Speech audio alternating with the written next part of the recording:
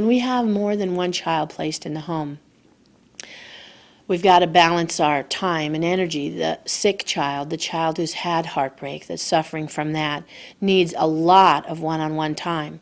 And during that time, the other children are basically on a back burner.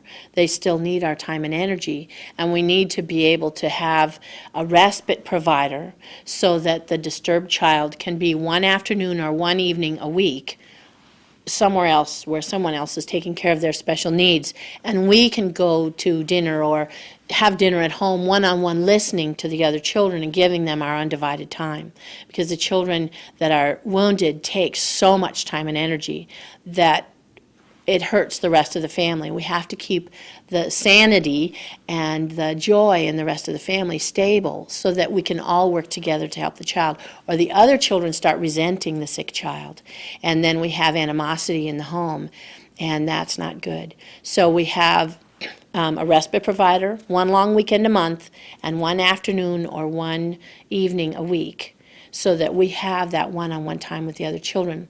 When we have a disturbed child in the home, if they're in the room with another child, we stand between them, physically stand between them, because as long as they can physically, emotionally, or sexually hurt another child, they will. They seek that power and control, so they go there. They don't know how to play appropriately because they don't have empathy. So when we let them hurt another child, it makes them sicker. We have to keep them from hurting themselves by hurting another child. So if they're in the same room, I'm literally standing between them. I keep my children close to me, especially the wounded child. So I have the mini trampoline, I have the Legos, I have artwork, I have a place for reading, all close into me. If I have two disturbed children that I'm working with, I have one on the mini tramp while one's doing artwork, and then they shift to, okay, it's time for Legos and you can do some reading. So I shift them from one activity to another where they're close to me, but I'm between them.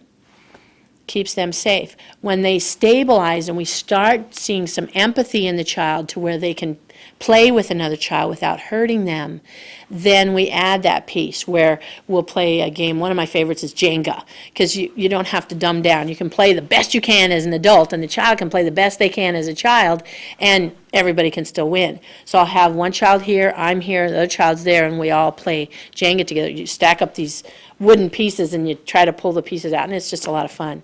So whatever game the family enjoys doing, we do that, but I'm right there, and I'm watching, is there empathy, is there compassion? We're all laughing and having a great time together, and I'm allowing them to interact in a supervised way so that they're learning how to interact in a caring way, rather than just setting them up for failure, and we got the tattling and the breaking and the stealing and the kicking and whatever going on, which is so destructive. They need to learn to play with other children, because that's a very important part of their development. But until they can play with other children, they're playing with me or they're playing alone. But children need to play every day. It's definitely important for them.